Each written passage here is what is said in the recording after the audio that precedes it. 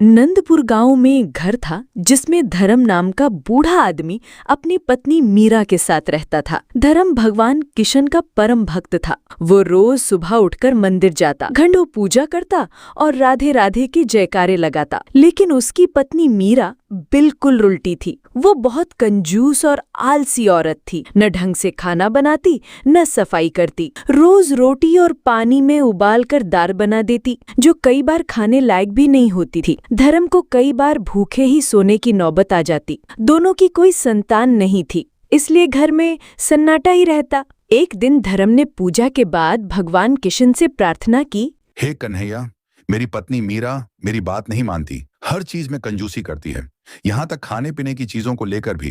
कन्हैया, मेरी पत्नी को सद्बुद्धि दो। इस जन्माष्टमी पर कुछ मीठा खाने का मन है, हलवा, पूड़ी, माखन मिश्री, लेकिन उसे तो खर्च का नाम सुनते ही चक्कर आ जाता है। उसी दोपहर एक अजीब घटना हुई। एक बालक जो लगभग 10 साल का था, उनके घर के सामने भिक्षा मांगते हुए आया। माई, मुझे कुछ खाने को मिलेगा? मीरा भड़क गई। काम कर, भीख मत मांग। कुछ आता है तुझे मांगने के अलावा? बालक बोला, अरे माई, मुझे कोई भी काम नहीं देता बच्चा समझकर, इसलिए खाना मांगना पड़ रहा है। आपके पास कोई काम है तो आप मुझे रख लो। मुझे खाना बनाना भी आता है और वो भी बहुत अच्छा, और मैं अच्छे से घर की सफाई करना भी जानता हूँ। ये सुन मीरा सोच में पड़ गई और मन ही मन खुद से बोली, अच्छा है, चलो बर्तन मांजने वाला और घर की सफाई वाला मिल गया, और ऊपर से ये एक बच्चा है, खाएगा भी तो कितना सा। ये सोचकर मीरा ने उसे काम पर रख लिया। ठीक है, आज से तू हमारे घर काम करेगा, मगर ध्यान रहे खाने में सिर्फ एक रोटी मिलेगी। ये सुन बालक ने मुस्कुराकर हामी भर दी। उसका नाम गोपाल था। अगले दिन धर्म मंदिर से पूजा करके आया और खाने के लिए बैठा तो गोपाल ने उसके सामने गर्मा गर्म माखन मिश्री, हलवा और पूड़ियां रख दी खाने के लिए। हे नंदलाल, ये तो मेरी मन की थाली है। धर्म खुशी से झूम उठा। कमला ये देख चौंक गई। अरे, ये हलवा किसने बनाया? और इतने मेवे और घी कौन डालता है हलवे में? सत्यानाश इस लड़के का, ये तो कुछ दिनों में ही सब घी मेवे खत्म कर देगा। ये सब सुनकर गोपाल बस मुस्कुरा रहा था, पर बोलता कुछ नहीं। अब मीरा रोज गोपाल से घर का सारा काम कराती और बदले में मीरा उसे खाने को सूखी रोटी देती। लेकिन गोपाल बिना शिकायत वो सूखी रोटी भी ले लेता। गाँव में जन्माष्टमी का महोत्सव नजदीक था।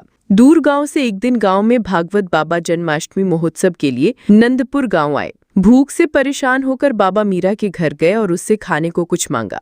माई, कुछ अन्न मिलेगा? बहुत दूर से आया हूँ, बहुत जोर की भूख लग रही है। ये सुन मीरा फिर से अपनी कंजूसी के चलते झूठ बोल गई। मुझे माफ कर दो बाबा, घर में कुछ नहीं बचा है। लेकिन तभी गोपाल वहां आया और बोला, आप बैठिए बाबा, मैं कुछ लेकर आता हूँ। वो रसोई में गया और अगले ही पर उसके हाथ में गरम गरम खिचड़ी, पूड़ी और हलवा से भरी थाली थी। कमला ये सब देख दंग रह गई। बाबा ने भोजन किया और आशीर्वाद देकर चले गए। बाबा के जाते ही मीरा गुस्से से गोपाल से बोली, अरे ओ लड़के, ये तेरा घर नहीं जो तू राह चलते किसी को भी हलवा पूरी खिला दे। ये मेरा घर है और इस घर में रहना है तो जो मैं बोलूँ वही करना पड़ेगा, समझा? गोपाल मीरा की सारी बातें सुनकर कुछ नहीं बोला। वो बस मीरा को देखकर मुस्कुराता रहा। जन्माष्टमी का दिन भी आ गया। धर्म, मीरा और गोपाल मंदिर गए। वहाँ बाहर मिठाई की दुकान थी जहाँ प्रसाद भी मिल रहा था। धर्म ने पूछा, भाई, कितने की है प्रसाद? 100 रुपए किलो, दुकानदार बोला। ये सुनकर मीरा भड़क गई। क्या पागल हो गए हो? 50 से ज्यादा नहीं दूंगी। लूट मचा रखी है तुम लोगों ने भगवान के नाम पर। अरे मीरा, आज तो जन्माष्टमी है, हमारे नंदलाल का जन्मदिन। कम से कम आज के दिन तो कंजूसी छोड़ दें।